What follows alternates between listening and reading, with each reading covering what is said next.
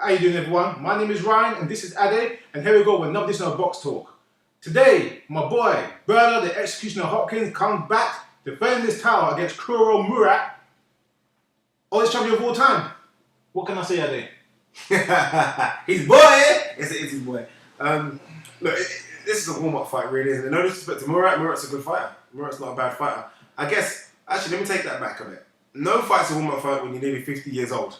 Yeah. Every fight's a tough fight at this age, no matter what. I mean, look, he's a granddad, and he's fighting guys that are lively, stronger, probably stronger, and have probably got more of his engine as well in them in terms of can go hard for 12 rounds. So no fight's a warm-up fight, but in saying that, he's in a division now that has Stevenson, that has Kovalev, Dawson still wants a piece, Bellew wants a piece. So there's big fights in 2014 again. I can't believe I'm saying this, but Hopkins probably would be a big fight in 2014. So this, for me, is a warm-up fight to what really goes on in 2014, where I expect some real juicy light heavyweight fights to be made. Yeah. I agree with you. I think at Hopkins' age, I think every fight's a risk for him now, where, you know, he could easily get old overnight. He should have got old 5 years ago, they said.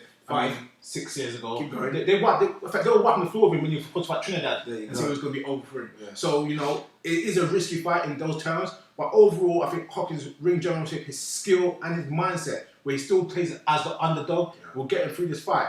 I think it should be more of a one-sided fight, but I wouldn't be surprised if it was a closer decision due to Hopkins' age and Murat's younger, youthful, again, wants to try and make a name for himself. He's coming up as a big star. Looking at 2014 for Hopkins, if Hopkins gets through this fight, I do see some big matches out there. I don't think another fight with Chad Dawson is going to happen. One, Chad Dawson's stacks has gone down. Also, it was never a big draw in the first place. Nobody would see the fight. It was not, the fight was just Dawson's style and Hopkins' style just does not match well for an entertaining match. But I can definitely see a fight with the likes of Stevenson happening, especially in Canada.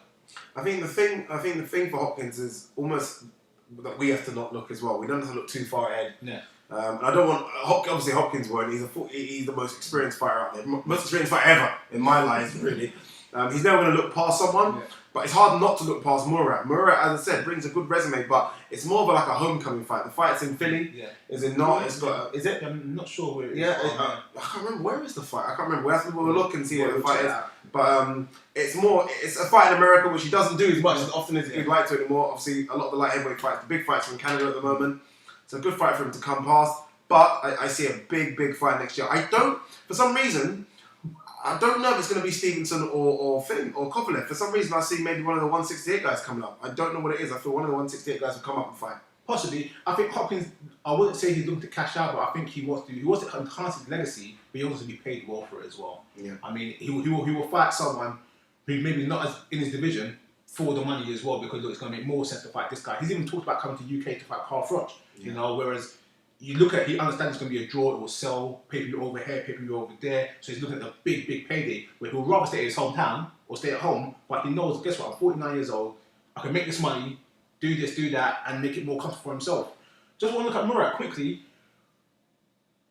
Murat's a good boxer. He could move, he could do certain things, but you know, Murat's only loss was to Nathan Cleverly, and Nathan Cleverly beat him by outboxing him. Yeah. When I look at Nathan Cleverly, besides him being younger than Hopkins, I don't think he does nothing better in the ring than Bernard Hopkins. And this is why I see the fight being, you know... I don't know if he doesn't do anything, but I think he definitely throws more punches around. He's definitely a lot more active in the round than Hopkins now. Definitely not Hopkins a few years ago.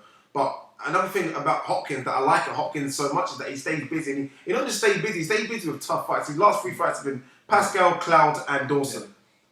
He deserves, if you like, a warm-up kind of fight again. You know what I mean? He's had 3 tough-ish fights recently. And I think if anyone deserves a final fight just to kind of get back into it again, it's definitely Bernard Hopkins. Before he even thinks of taking on maybe a Kovalev or Stevenson, I think he needs to fight someone like Murat just to kind of get the cobwebs. And he's at nearly 50 years old, he's got a lot of cobwebs. Also, Hopkins actually fights better when he fights stays active. If you look at Hopkins' best performances, like after he lost to the Kawasaki, controversial loss to Kawasaki, he came and fought Pavlik about 4 months later, 5 months later, and he absolutely wiped the floor with Pavlik. Yeah. Then when he had the injury with the Chad Dawson fight and came back, he had a so-so performance, lost the fight cleanly on points, but it was a so-so performance. Once he's active and he's incredibly going, if you look at the performance in the first Pascal fight and the second Pascal fight, which again about 4 or 5 months apart, the experience and the total level between the first fight and second fight was a totally different fighter. It's strange. He's got to stay active. It's strange with Hopkins because you kind of look at him and think, you're 49 years old, it's almost like he does things in the opposite way around. You would think at 49 years old, you maybe need the rest. Maybe your body takes a lot of beatings and that's what a lot of these young fighters seem to say. Oh, that was a tough fight. I need to take another 8-9 months out. Hopkins is completely opposite. At that age, he doesn't want to get rusty. He wants to stay active and stay fighting. And that's why I think this fight is perfectly made. For fingers crossed, he gets a successful win, no injuries. And then again, Hopkins. All these guys are coming up at light heavyweight. Hopkins is still the biggest name at light heavyweight division. Let's not make no bones about it, gentlemen. He still is the biggest name. They all call out Hopkins still, and there's a reason for them doing it. He still is the biggest name. He might not be the biggest cash cow, but I think there's something about Hopkins where they all want to be the first man to either knock him out or beat him. Yeah, to beat him. Yeah. And, the way things are right now with boxing has a few bona fide crossover stars. Hopkins is one of the few.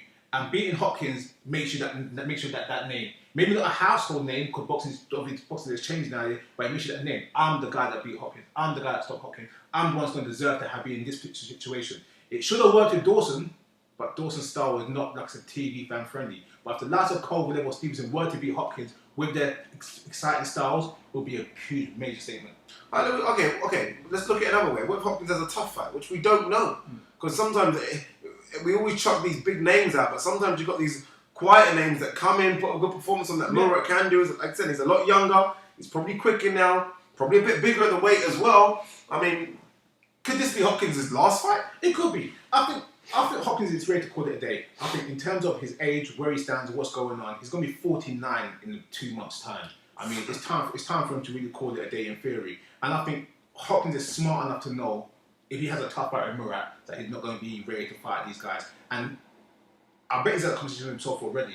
Being 48 years old, he must have said to himself one day, look, I can't do this for much longer. I've got to know when to call it a day and don't take the risk. If he wins this fight comfortably, I'll see maybe one more fight next year. Big blowout fight with one of the major names, one of the other champions. If he has a close fight or a dodgy decision win, then it doesn't even sell that fight. It doesn't sell that fight. I think he'll call it a day. I mean, at the end of the day, if he comes out with a win, as a boxer, 49 years old, that's an achievement alone. Because most guys go out on their back. Good undercard as well. Peter Quinn fighting Rosado as well. Yeah, it's a good little card to watch. Very good undercard. So guys, what do you think? Who wins? Or is it a foregone conclusion? Are we just trying to sell Hopkins really into 2014 with the big fights? Stevenson, Kovalev, Bellew maybe even in England, Carl Froch, GGG. Or does Murat put a whole spanner in the works? Could this be Hopkins' last fight? Guys, leave your comments below. Again, as you know, the usual thing to do. Or email us at BoxTalk@hotmail.co.uk. And guys, thanks for tuning in for another edition of Box Talk.